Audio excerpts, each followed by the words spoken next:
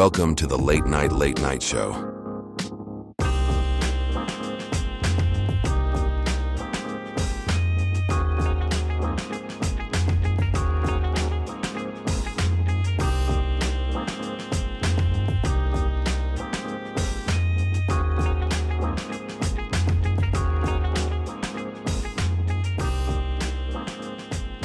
And now your host, Cuddy Bino.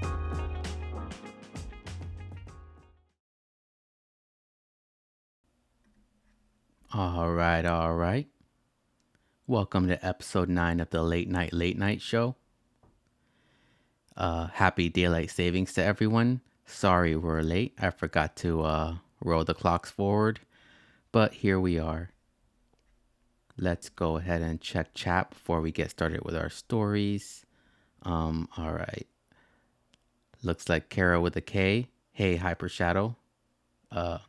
Weird. I can't see Hyper Shadow's messages. I was worried there wouldn't be a show. He's here. What's up, Kara with a K? How you doing today?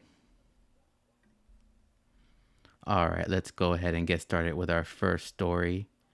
And already we're starting with a crazy story. Aiden Ross, our boy Aiden Ross, fakes a seizure on live stream. All right, so I didn't see the video yet, but I've heard about this, and some people believe that he faked a seizure on live stream, and some people believe he had a real seizure on live stream. I don't know what to believe yet, so let's go ahead and watch the video and judge for ourselves. It's good.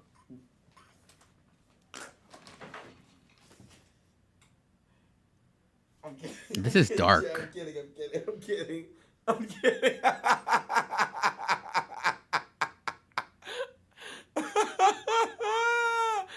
Oh, holy shit.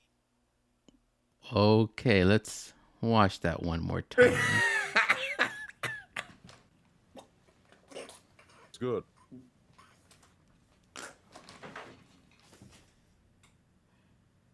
I'm kidding.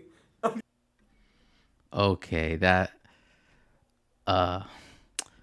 based off what I'm seeing here, to me it kind of looks like he really is having a seizure, and like he's trying to play it off as if he's not. Like, I don't know, would that even be possible? Like, I think I saw that people also saying that he's on, like, hardcore drugs, and these are the effects of that. But like, I don't know. I believe this was real. And like the over the top laughing, like, dude, it's not even that funny, man. Oh, holy. Like, to me, it kind of seems like he's just trying to play it off cool. Like, oh, yeah, that was just a joke, guys. It was just a joke. But what do you guys think? Let's see. Oh boy, Carol with a K. Yeah, it's oh boy, that's all we can say. I don't know. That was a little disturbing, if you ask me. Probably not the best the best story to start off with tonight. But it's whatever. Like, I rehired my producer, and we're on good terms again. So, all right, let's go ahead and move on to our second story. Andrew Schultz makes Meek Mill gay jokes. All right, so this was another thing I saw on my timeline going around. So in case you guys forgot last week, there have been allegations against Diddy, and like in the allegations, it was said that Diddy has had sex with Meek Mill, and like, we saw the video of Diddy calling him daddy, and that's all alleged. It hasn't been confirmed, but like, apparently Andrew Schultz, who's like the co-host of the Brilliant Idiots podcast, and he's also a famous comedian, he made a few jokes, and let's go ahead and check these jokes out. I was gay happy. I was like Meek Mill. Guys, it was... I'll be honest with you, I don't think Meek is gay. I do not think Meek is gay. But he is incredibly bad at proving he's straight. He is maybe the worst in history at doing that. When someone accuses you of being gay, you don't get on Twitter and go, I love pussy so much, it's so juicy and wet, it's my favorite thing to put my dick in. I just put my dick in and it squeezes my dick and it's so juicy and it's so wet. He was like, I even had sex with a girl on her period. That's how you know I love women. He tweeted that and I was like, oh, he thinks that's disgusting. And you know who else thinks that's disgusting? The gays. Nah, but shout out Meek, bro. Shout out Meek, man. He's done a lot of How you gonna shout out Meek after making a joke on him at his expense? amazing things from prison reform, right? Getting all them gay dudes out so he can suck their dicks proudly. That's a bunch of fine-ass motherfuckers in jail. We need them on the streets so I can bust them cheeks. Hop on the back of this dirt bike or the front, whatever, you know. All right, so that clip of Andrew has been making the rounds, and Meek Mill actually responded to this clip, and his response is sus. So let's go ahead and see this. So he responds, a bunch of laughing emojis. The first time I laughed at being gay, but don't with. Come on, Meek. Spell check your tweets, but don't whip me in real life. I may swing, lol. All right, first of all, the first sentence, the first time I laughed at being gay. Are you confirming you're gay? Like, what kind of sentence is that? But don't with me in real life. I may swing. So that's also like, what do you mean swing, Meek? Swing gay? Like, what? Who worded this tweet? Like, it's like he wants us to think he's gay. But yeah, this is like the worst tweet you could reply. You could like, this is supposed to be like his defense. And come on, Meek. All right, let's see the chat. Kara with a K. You're still talking about the Aiden Ross situation. That's messed up if he did pretend. That seizure look real, especially the freezing in his face. Yeah, that's what I'm saying. Like, either this kid is a really good actor, or like that was a genuine seizure, and like, I don't know, it looked like it was real for a few seconds, and he was able to like stop it or something, and he realized what was going on and like try to laugh it off, but it seemed real to me. And let's say it wasn't real, it is a super messed up thing to joke about. Like, and like, as far as I'm concerned, there was no lead up to this joke. Like, if it was a joke, there was no lead up. It just randomly, he just starts seizuring out in the middle of a live stream with no warning. And then he just goes, oh yeah, it was just a joke, guys. And then like quickly moves on. Like, I don't know. Kara with a K. Yeah, he's probably bi. Sus. Yeah. I feel like Meek is one of those people that like, he tries so hard to be like the tough guy that like, he tries so hard to be the guy that seems unbothered and like nothing phases him, but he's actually super sensitive. Like the feud with him and Drake a few years ago, and Drake called him Twitter fingers, and he pretty much is Twitter fingers. Like, all he does is like, he impulsively tweets to everything. Like, if a random person with one follower could tweet him like saying he's trash, and Meek would reply. Like, come on, Meek, you're a celebrity. Don't let these things phase you. But yeah, let's go ahead and get started with our third story. All right, and for our third story, Sydney Sweeney's SNL episode causes stir. All right, so Sydney Sweeney, who is an actress from the show Euphoria, and she also has she's also in the new Madam Web movie, which I have not seen, but I have seen Euphoria, and I was a big fan of the first season of Euphoria, and I liked most of the second season up until the last episode. I thought the last episode was pretty bad. especially with the whole shootout and like the kid dying. Like it was just too dragged out.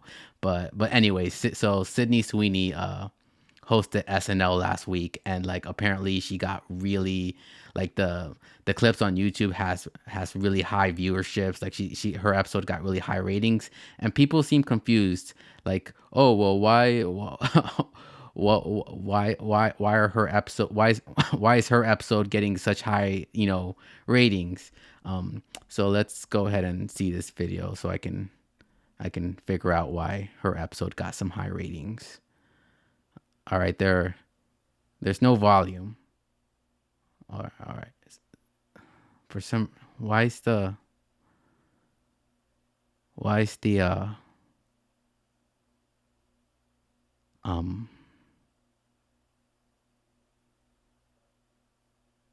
what's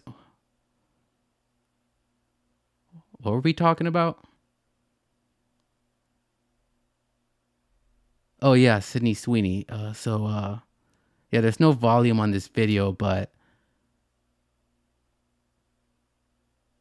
her episode, people are confused. Her episode got really high ratings, and nobody knows why. All right, that's enough of that. Let's see what the chat has to say, and then we'll go ahead and take a quick break. Kara with a K. His response is something Drake would say, trying too hard. Where's his PR team? Yeah. What's funny is like him and Drake have beefed before, and like Drake came out looking like the tough guy over Meek. And if Drake looks tougher than you have a problem. The rapper with the heart like carved in his head looks tougher than you have a problem. Especially when Drake is considered like the soft singing rapper, and like Meek is supposed to be the gangster rapper. You got a problem. Anyways, let's go ahead and take a break, and we'll be back to talk about Vultures 2.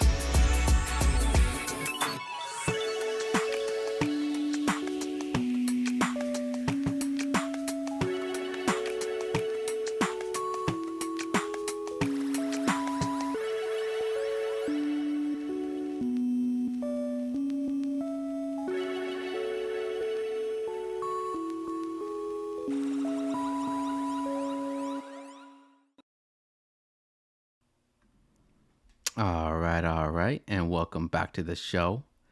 Let's check the chat real quick before we get started with our next story. Kara with a K. No disrespect. It's all I know her for.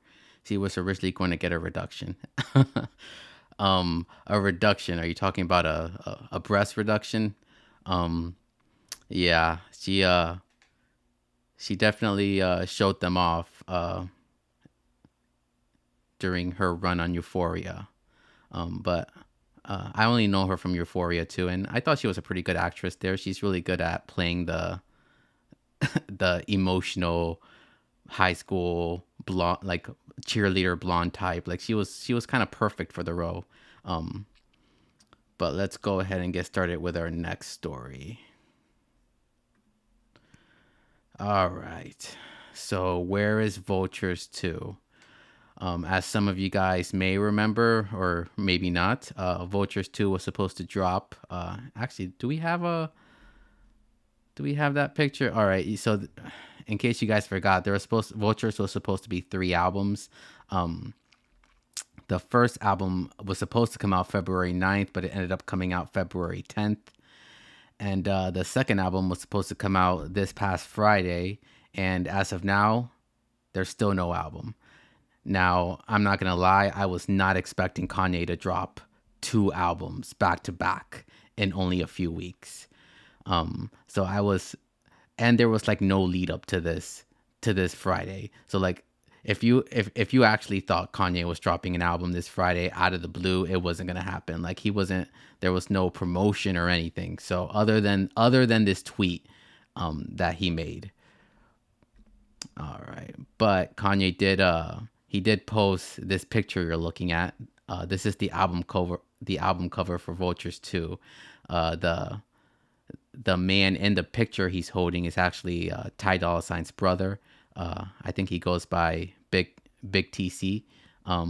But I think he's like in prison he's in prison for life for a murder or something, and he claims that he didn't commit this murder, and like Ty has been very active in, trying to free him. He like made a whole documentary called Free TC.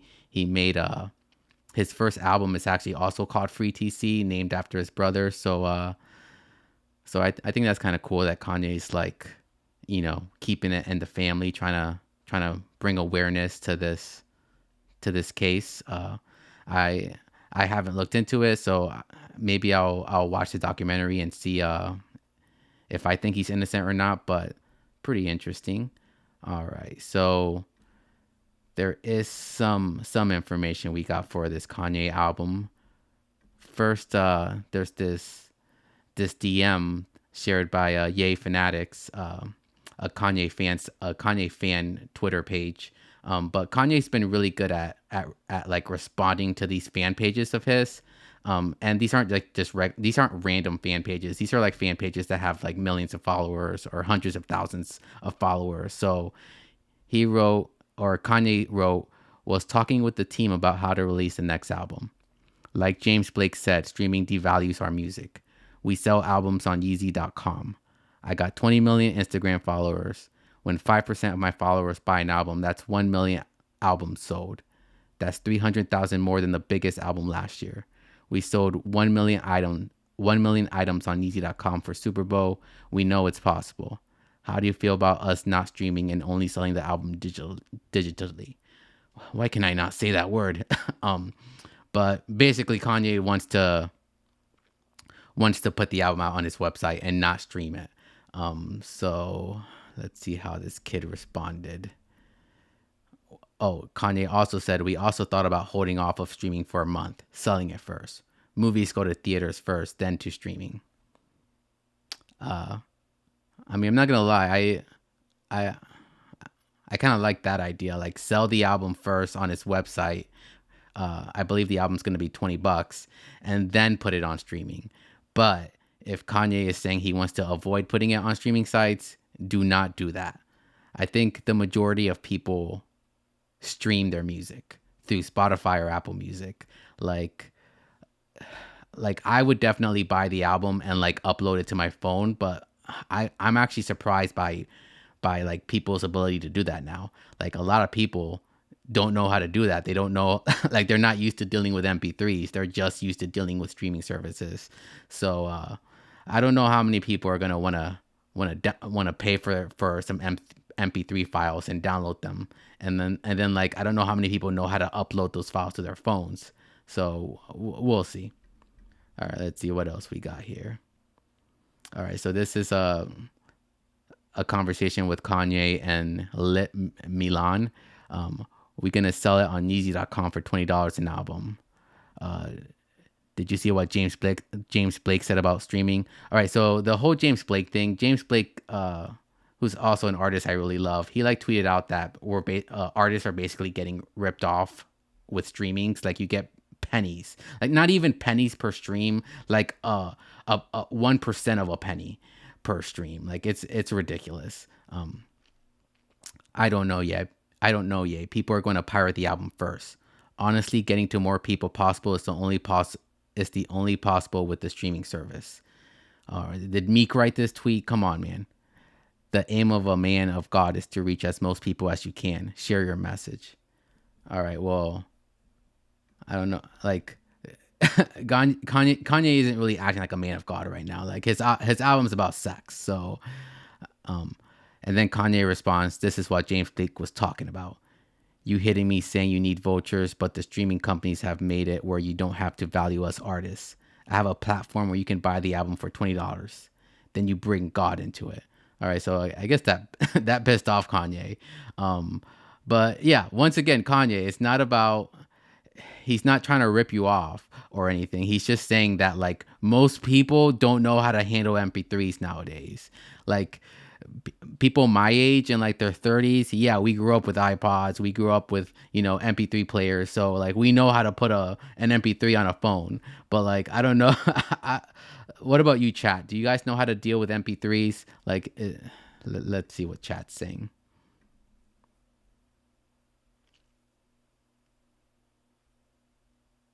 All right, Kara with a K. I think only you believed it, that he would actually release it. Oh, I did not believe it at all. Like I have been through one too many Kanye rollouts, and he never releases on time. Like he's notorious for pushing albums back. Like Life of Pablo was a big one where like he would announce a release date, the release date would come, and then he would be like, "Oh, sorry guys, I'm still waiting on the vocals from Chris Brown, so it's gonna be another week." Like he's one of those people. All right, Hyper Shadow. Oh, Hyper Shadow, like Carol with a K was responding to your messages earlier, but I didn't see them. I'm here now. Did I miss any Akira Toriyama stuff? No, that's gonna be our next story. Also, I stream through Apple Music, or I just use Pandora or YouTube.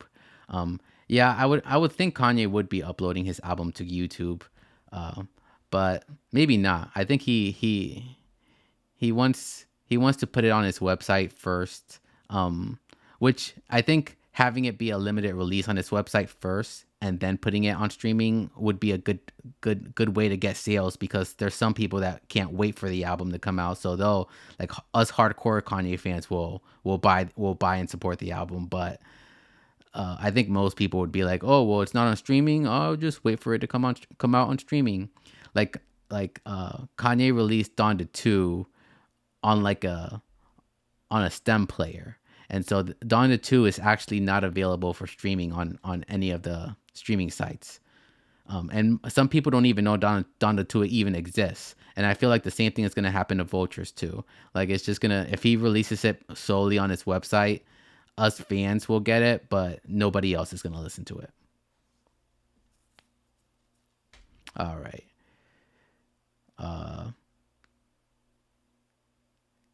Hyper Shadow, Cuddy Bino over here revealing age stats. What's next? A face reveal? Saying I'm in my 30s is not the same as giving out my exact age.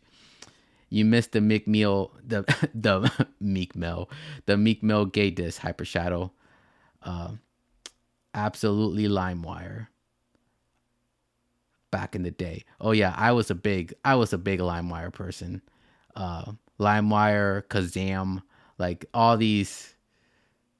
You kids nowadays, you're so spoiled with streaming. Like back in our day, we had to download a whole album one song at a time on LimeWire, and a lot of these songs would be mislabeled, so you think you'd be downloading like a new Kanye song, and it end up being a Soulja Boy song.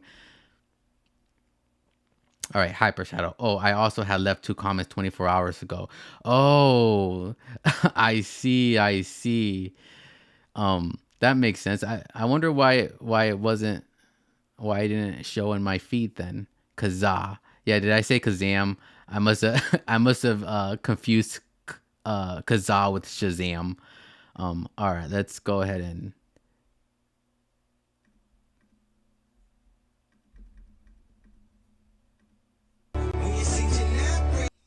All right, so Kanye did have a listening party over the weekend, and he did preview some new music. So let's go ahead and listen to this.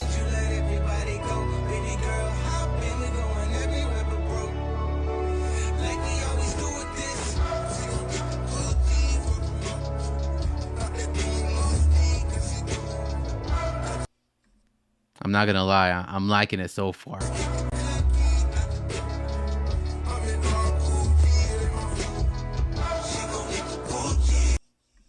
All right, first of all, this listening party looks way more low key than the than the one for Vultures one. Like this looks like he's like in an abandoned warehouse or something. All right, I think we have another video.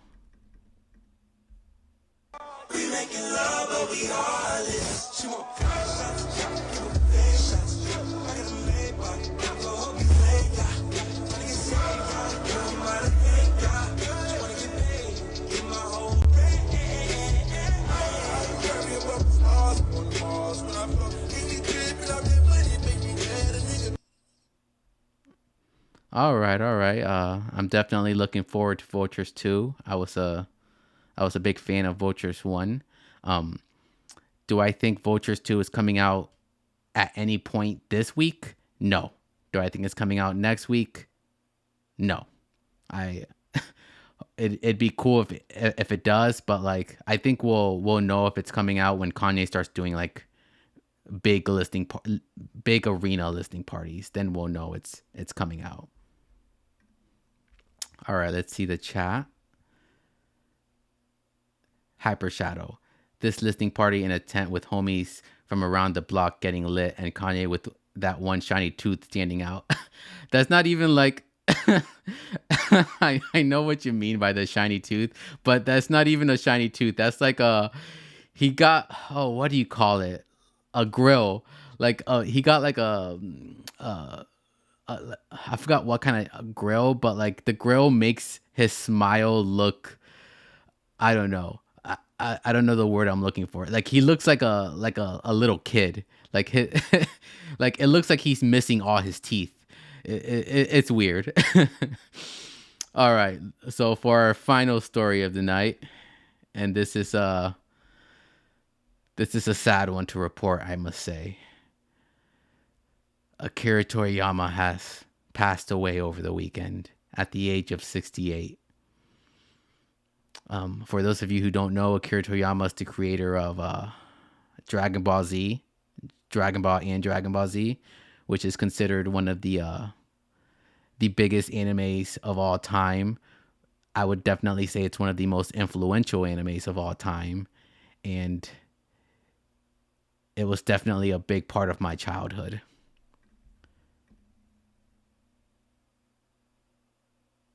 I don't even know how to put into words how like how much this man's work meant to me and my friends. Like we were definitely the perfect age when Dragon Ball Z came out here in the States. Like I think Pokemon became big in 1999. 1999 I think was when I got into Pokemon. 2000 and then like around 2001 2002, that's when like I discovered Toonami. And I remember like I was kind of aging out of Pokemon. I think I was like 13 or 14, and then like Dragon Ball Z. I remember discovering Dragon Ball Z on Toonami. Like my brothers were into it before I was, but like it was one of those shows that like there was no other show like it. Like it definitely like caught your attention, and one of the big things was the art style. like Akira Toriyama, like his art style is very simple but very like recognizable and like iconic. Like Goku is a very simple looking character, but like there's no other character that looks like Goku. Like I don't know, like Dragon Ball Z, it will always be like a very important show to me. Like I'm not gonna say it's like it's like the best anime or anything, but it's definitely the most influential. And like Dragon Ball Z was also one of the first shows that I ever watched where like time actually passed. We got to see Goku go from a kid to a grown up with his own kid, and then we got to see that kid grow up. Definitely, like with Pokemon, Ash has been 11 years old for 25 years. With Dragon Ball Z, we got to see Goku grow up. We got to see his son grow up. We got to see Gohan have a kid, and that kid's growing up. In fact, one of my biggest nitpicks with like new Dragon Ball stuff, like Dragon Ball Super, is that the characters are young again. Like they refuse to let them grow up again. Like they're like Goku still like, I don't know how old Goku is now, probably in his 40s, but like they refuse to like let time pass. And even to the point where like the new Dragon Ball show that's going to come out, they're making everyone kids again. So like I think that has to do with like our time now. I feel like our generation is all about reliving the past, and like nothing ever really dies. Like we're still watching comic book movies, we're still watching Star Wars. Like all these things that I was into as a kid are still relevant now.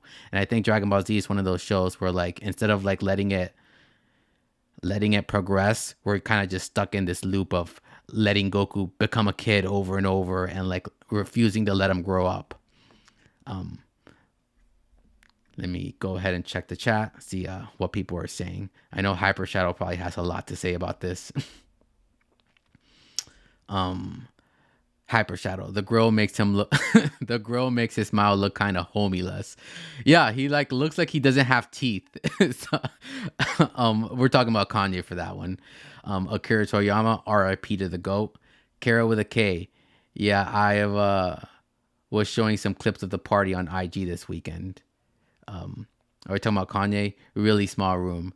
Yeah, that we'll know when Kanye's gonna release Vultures 2, because he's gonna have a big listening party for it. So I feel like once we get that big listening party, we'll get Vultures 2 like a few days later.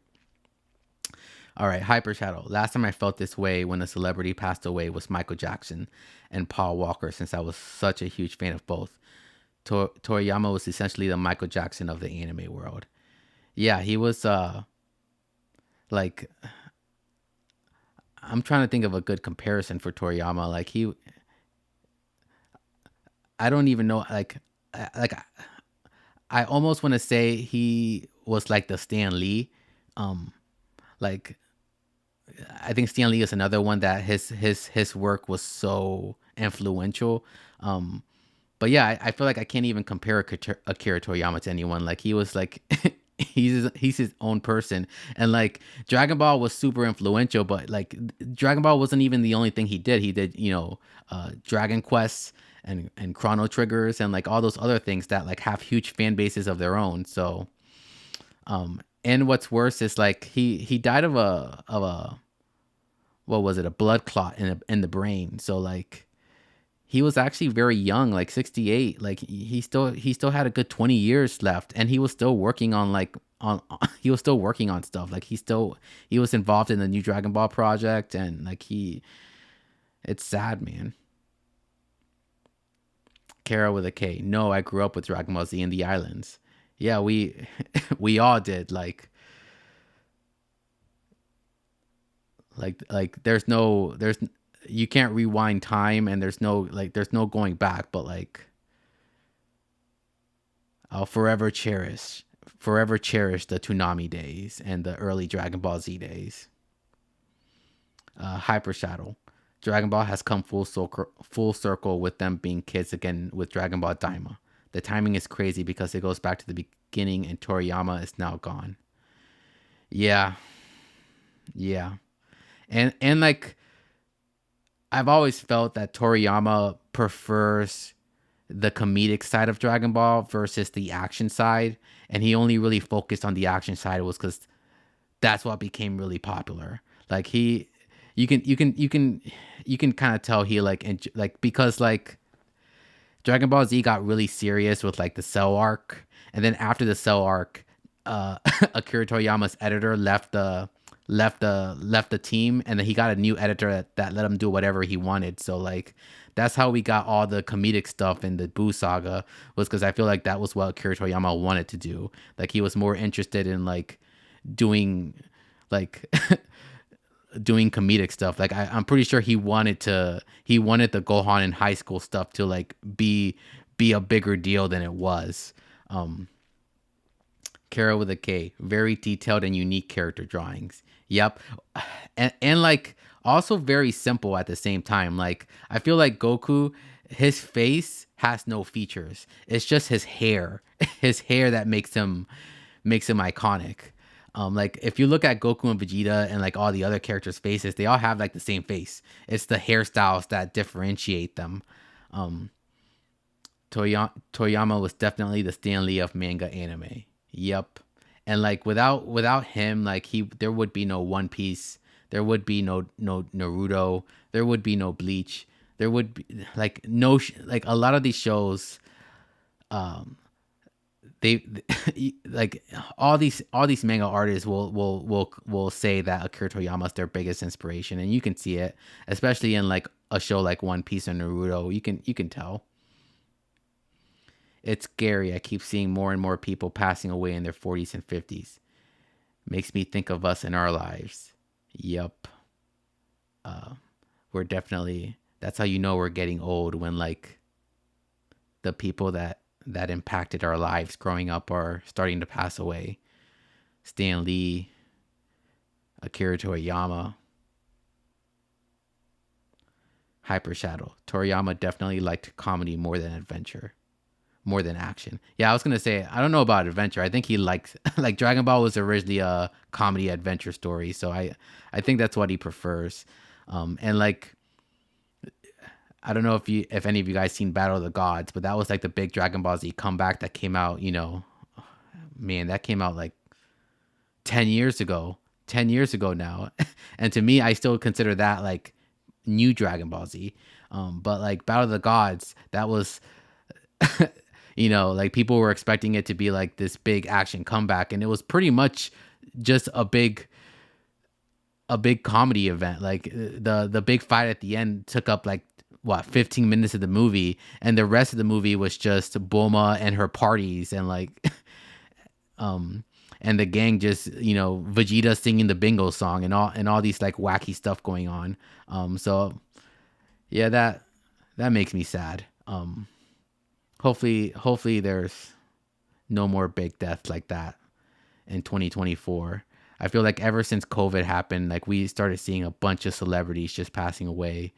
And yeah, I'm kind of sad about that. This one really did hurt me. But anyways, that's it for tonight's episode.